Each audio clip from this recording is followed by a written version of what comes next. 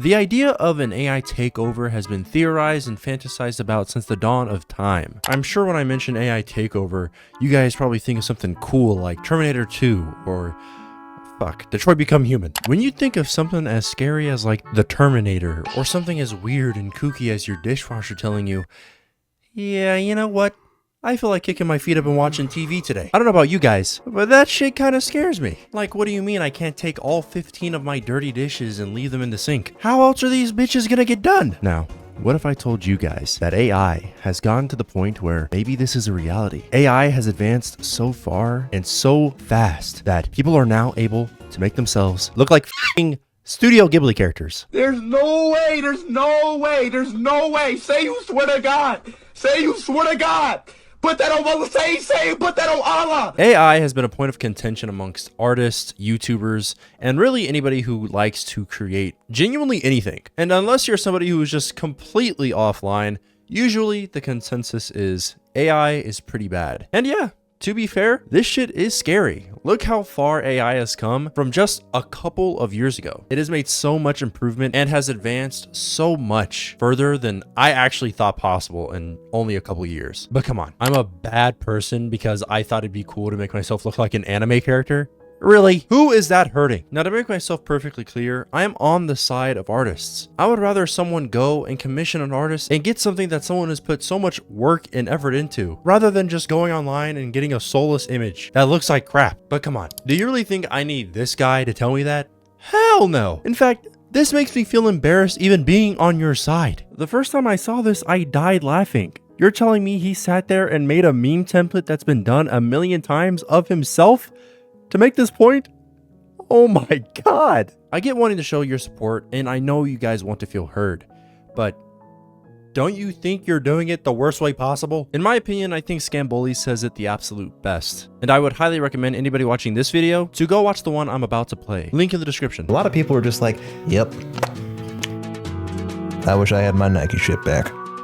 More recently is the Hogwarts Legacy boycott, right? Hogwarts Legacy is this game set in the Harry Potter universe. Now, the author of Harry Potter, J.K. Rowling, had nothing to do with the production, but she does receive royalties. And J.K. Rowling is guilty of transphobia. So, she's dead in the eyes of the public. People, repulsed by her words, decide to boycott the video game as to not support her even a little bit. Fair enough, but boycotting the game, not enough. It was these people's responsibility to boycott it for you. Retarded tweets rained down upon any streamer caught showing interest in the game. A VTuber was bullied to tears for playing. Hella people were harassed and picked on by rabid activists. It didn't matter if you were famous, it didn't matter if you weren't. The internet decided that buying this game was an act of hate, and it was their job to stop it. The game just outsold fucking Elden Ring. Turns out, bitching online is a great advertisement for the thing you hate. I can't be the only one who didn't know or care about this game until the activism. Relax and take notes. Did the aggressive counterculture curb the sales of Hogwarts Legacy? No. It did, however, make people feel like they're part of a movement. It was a quick, free placebo for change. It's easy to get behind a movement without thinking of how you're perceived by outside groups. Because I promise, in both of these cases, people who didn't immediately agree looked at the stuff being posted and thought to themselves, okay. In Scamboli's video, he basically covers Corridor Digital's AI-generated video that they called an anime. And at the time, just like now, people were upset by this. People in creative fields hate the fact that AI is being developed and improved upon as much as it is, which is totally fair.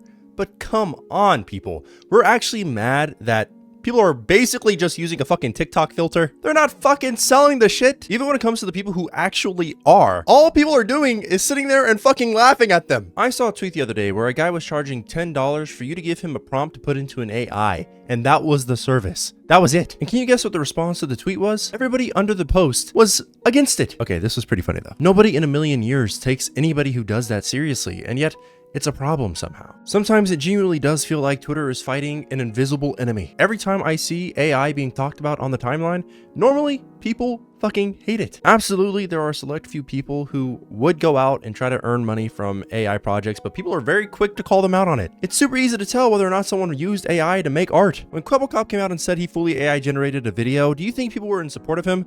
Hell no. People were clowning on his ass like crazy. Moist Critical made a fucking video about it. Nobody with a functioning brain is in support of people who fully use AI to make their content. Unless it's really fucking funny. Some of my favorite videos on AI come from a channel called Oni Plays. This is a team of animators, voice actors, musicians that sit there and mess around with AI and have a blast with it. Ever heard of Zach Hadel? No? Okay. Ever heard of Smiling Friends? Zach is a well-respected animator who's been on YouTube for years at this point, and he is even having a blast on the Oni Plays channel, just messing around with AI. They make jokes about how shit this stuff looks all the time, and they have a very valid fear of how AI has progressed as well. It's like Mario plus Link. Like, do you like my new software? You like Mario, you like Link. Well, guess what? Now they're together as one new guy. Marink. Link's doing it. Miyamoto, you're not well anymore. Whoa, that's crazy.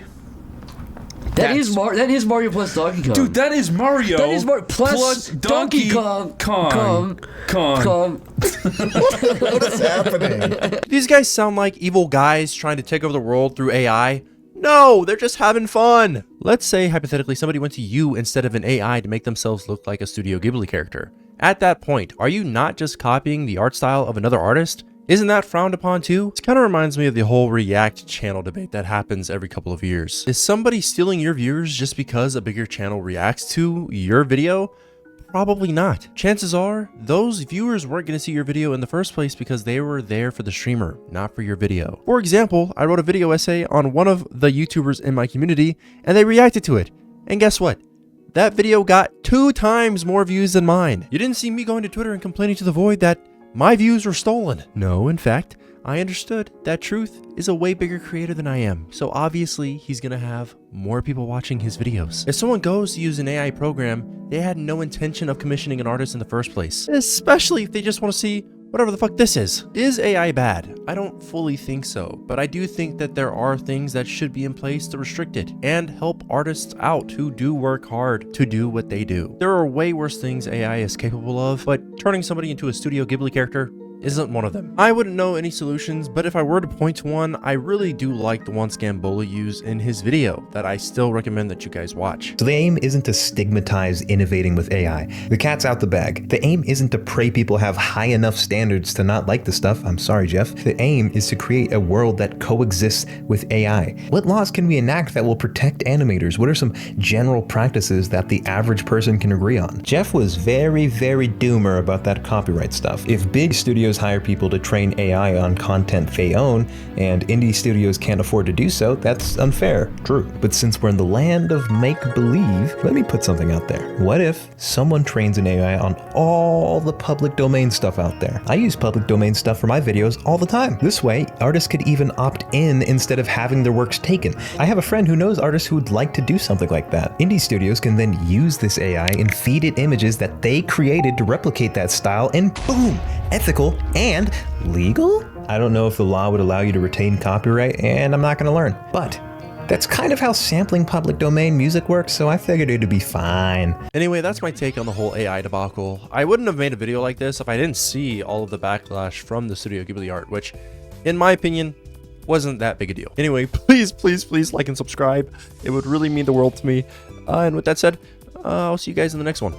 Also, that joke at the beginning of the video, I'm allowed to I didn't do this in my house. I'm allowed to make a joke like that, okay? No, it's not becoming this thing. I'm allowed to